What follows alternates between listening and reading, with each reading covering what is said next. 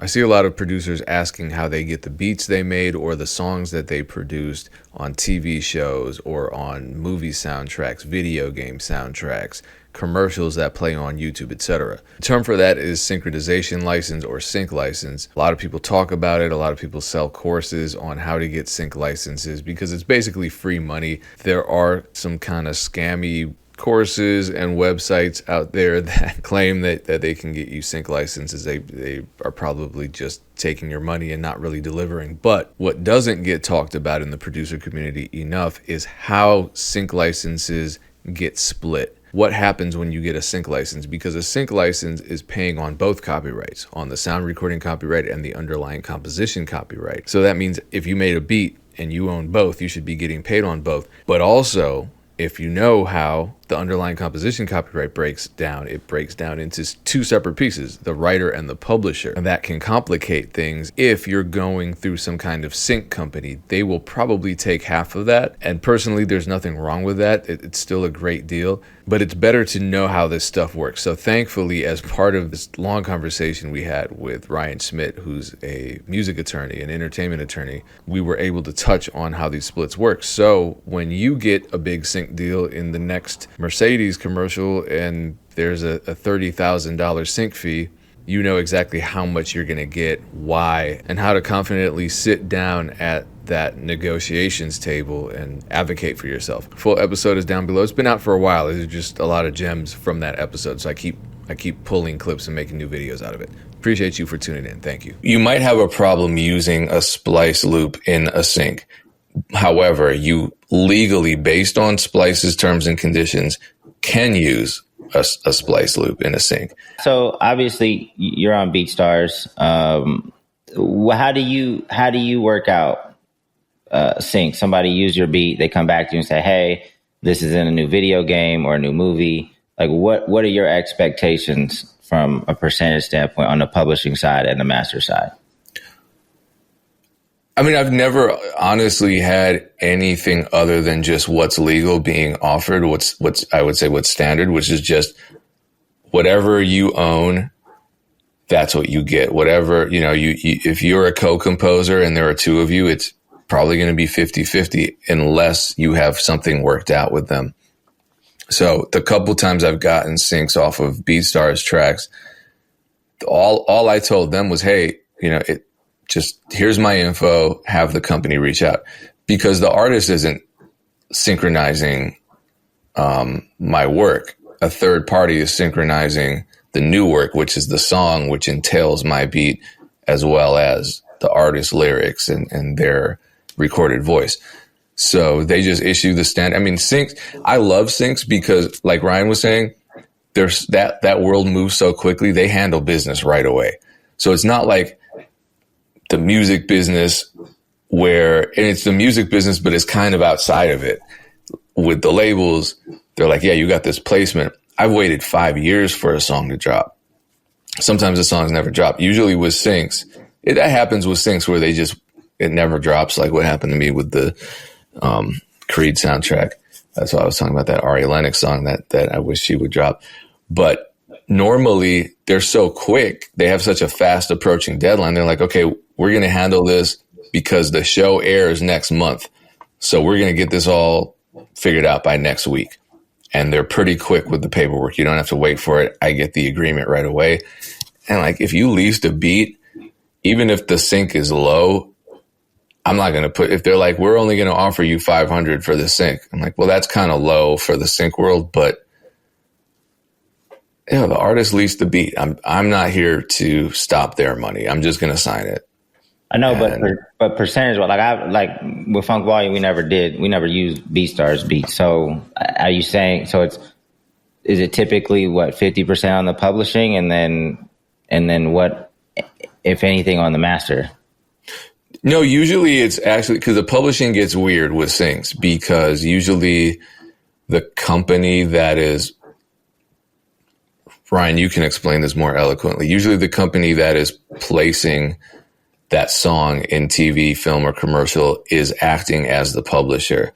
So what ends up happening is they're taking 50% of the underlying composition, and you as a writer, you're getting a sync agreement based on what you own. So with BeatStars, because we're not going through a label, no one owns our sound recording rights. No one owns our masters. So the sync has to pay for whoever owns the master and whoever owns the underlying composition. However, if the sync house is assuming the role of the publisher, then we're only going to get 25%. If there are two of us, I'd get 25, the artist would get 25, and then we each split 50% of the master ownership. So it depends, but usually it's just a very even, clean split. Yeah, and it depends on if we're talking about like a sync agency or a publisher, pub admin, because all those percentages can be completely different. If it's a sync agency or a catalog that you're adding to and they're going out there and they're getting you placements, that typically is a 50-50 split, and it's an all-in fee. So like if you get a placement for a television show, they're going to give you a $10,000 fee that includes the master and the publishing, and then traditionally just split that fee down the middle, and then $5,000 goes to publishing, $5,000 goes to master on top of whatever fee they took. So in this situation, yeah, the sync licensing agent would take 50% just off the top. So now we're playing with $5,000, and then that pub side would be split in accordance with the writer's shares. But then if you got like a pub admin or a publishing deal, those fees would be way less. They would take maybe 15%, 20%, 30% instead of 50% off the top. Yeah. That was always a tough pill to swallow, that 50%, but it was like, okay, at the end of the day, I guess if they didn't bring it to us, we wouldn't have had anything. So, just grin and bear it, I guess. Well, and it's free money. Matter of fact, this transitions very well into Ryan Smith's topic, which is a conversation about splits. And in terms of splits, I think the court of public opinion is rather split on this, because people are sharing their thoughts, and some people are on the side of the person that posted this. Some people aren't. Correct me if I'm wrong, Ryan. We don't know who this person is, right? We don't know who the Loopmaker is. We don't. No. Someone knows who the Loopmaker is because they posted this. Right. And then even the artist did weigh in on the chat. So we know who the artist is. Who's the artist? Somewhere in that chat. So this is new. I'm surprised that I didn't know about this, but it sounds to me as though, we're in a new era of beat making where now there's a kind of a separate category of musicians called sample makers, loop makers. I kind of became one by accident. So in this case, you have a sample maker who is airing out a situation that they had where they were offered 5% publishing. So two sample makers came together, made a sample, got a placement with it. And it's unclear, as these things generally are, and I wish they were clearer, but he says, I was told to take 5% publishing for us to split, or else the producer who placed the beat would swap out the sample. So it sounds as though the label probably wasn't the one having this conversation. It was probably like the producer's manager or the producer's lawyer telling the sample maker this, because otherwise I don't think the label cares who gets split as long as they retain their money. And they labels generally don't care that much about publishing because they get their money off the artist, not the producers publishing. So this is already kind of weird, but it sounds as though, and this is I say this all the time, this is how the industry works. They just drop the song anyway. It looks like the advance was 7.5% of the total budget to split, which is, again, unclear. The total budget for the song, the total budget for the album. What are we talking about? Here are the parts that stuck out. The Loopmaker says, I'm not saying everything has to be completely equal all the time, but with 20 plus placements in my catalog, 5% publishing, and an advance that barely covers lawyer fees isn't going to work for producing 50% of the record. They said the relationship was over, and that's okay. I decided that for myself a while back. Why would I want to have a relationship with someone who doesn't want me to get paid? I say that all the time. For all the up and coming producers, I want to make it clear that this story is not representative of the entire industry. There are plenty of producers out here doing fair business. Just work it out with them. So it does sound like this whole legal battle was not with a record label, but with a producer who used a loop, got it placed, and now the producer is trying to give the loop makers a far lower split than what they think is standard. Yeah, and this is a great reason to have these conversations ahead of time. And I know you, Payne, you're talking about your terms and conditions. You know, it's really risky to just send out loops or beats or anything without at least some type of conversation about what your expectation would be if somebody were to use it. And I see producers and loop makers do it all the time where they just send out beats to everybody and they don't even talk about splits.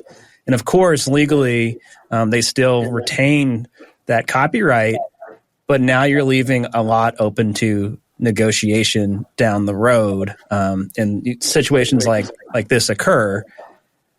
I think too, one thing that I saw here, the publishing part of it, that seems really low, a percentage of publishing, especially if they're asking the producers to split publishing. In labels, you're absolutely right. Labels do not care typically, unless we're talking about a 360 deal. They do not care who has the right or splits and anything like that because they're not monetizing that anyway. But my thought when I first saw the 5% and 7.5% is that's closer to producer points than typical publishing splits. And I was wondering if that wasn't even what they were all fighting about.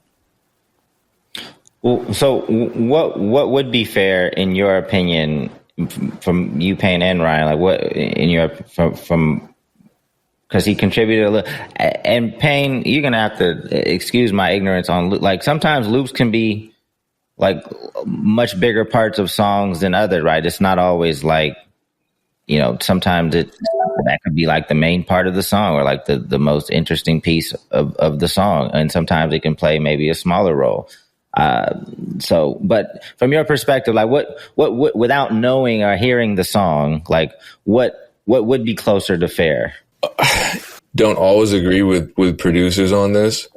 I've done this just for the equity in the record. And I've also done it where I've gotten paid in advance and gotten equity. I've gotten placements with loops I've made and gotten, like there were 3 of us on the Pooh Shiesty record. I made the loop a third of the advance and I got a third of the publishing, even split. They insisted.